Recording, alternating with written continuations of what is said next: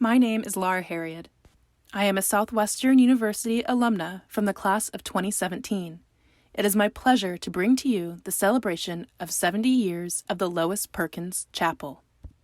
Borrowing from Professor Emeritus E. H. Steelman's Guide to the Chapel History found on the Southwestern University website, this is only a portion of what you can discover by visiting the History and Architecture section on the Lois Perkins Chapel page.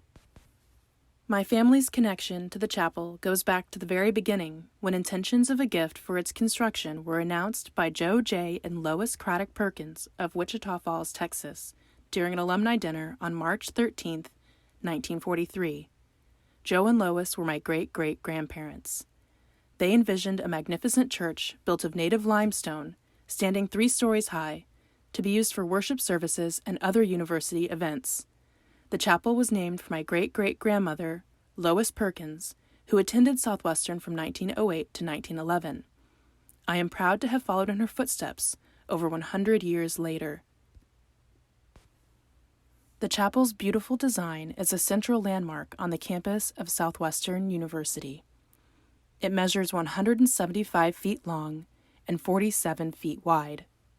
The main tower, majestic and austere, rises 92 feet and sits on the southeast corner of the building. The chapel seats 700 worshipers in the nave, 200 in the balcony, and 45 in the chancel. It serves as the center point of campus, located at the apex of Southwestern's Roy H. Cullen Academic Mall. It has been witness to many graduation ceremonies, honors convocations, and ring ceremonies.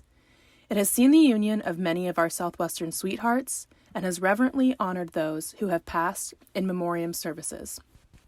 As one of Southwestern's oldest annual traditions, the chapel is the host of the candlelight service, which celebrates Advent and the Christmas season. With a building so rich and full of history, let's begin as you come through the front doors of the chapel. You enter into the narthex, or more commonly referred to as the vestibule. In this area is the narthex window.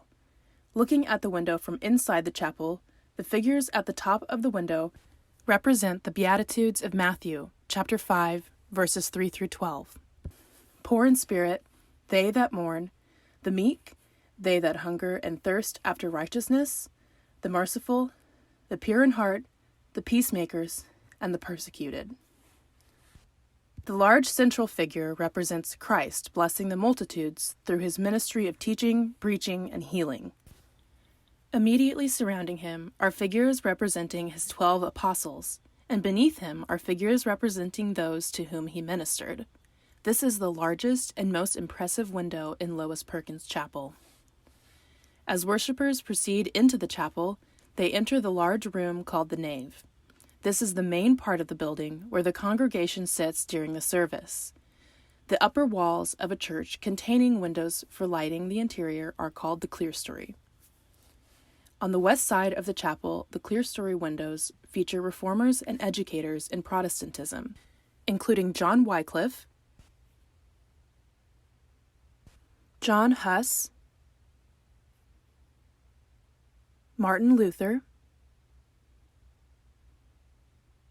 John Calvin,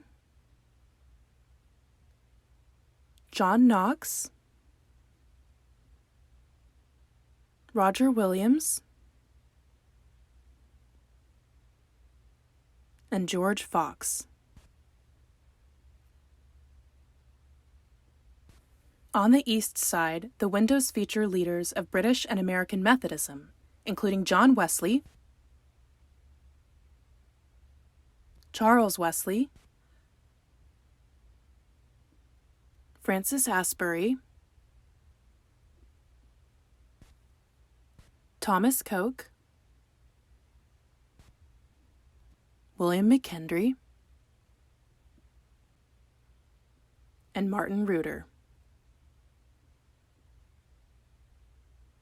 The figure in each window is enclosed in the vesica, or fish, symbol. Above and below the symbol is the form of a Greek cross. 6 Christian symbols are crafted into the left and right borders of each one of the large, vertical clerestory windows. There are 3 aisle windows beneath each clerestory window. The center one contains the seal of the college to which the figure represented in the clerestory window was related.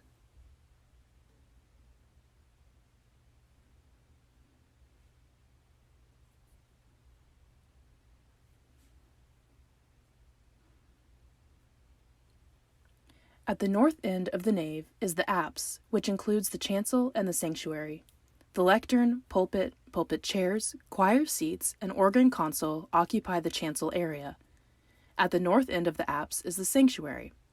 This area contains the altar, candles, and the cross. A wooden communion rail generally marks the bounds of the sanctuary and indicates its sacredness. The apse windows are full of symbolism and detail. The three windows each carry common symbols used in the Trinity, and their descriptions are similarly broken into upper, middle, and lower sections. I encourage you to visit the website for more details and a full description of all of the symbology of the apse windows. Sitting to the east side of the building is a multi-faith prayer room and chapel garden. They are designed for spiritual reflection and small group discussion.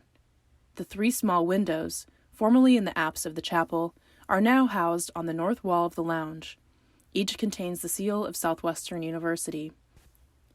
In the garden is the sculpture Madonna and Child, done in cast stone by Charles Umlauf, an internationally renowned sculptor from Austin, Texas. The chapel on the campus of Southwestern University has brought joy, comfort, peace, and hope to so many of its visitors. I know I share in your delight in learning a little more about its story. Next time you find yourself on our beautiful campus, please take a few minutes to visit an old friend, the Lois Perkins Chapel. Thank you.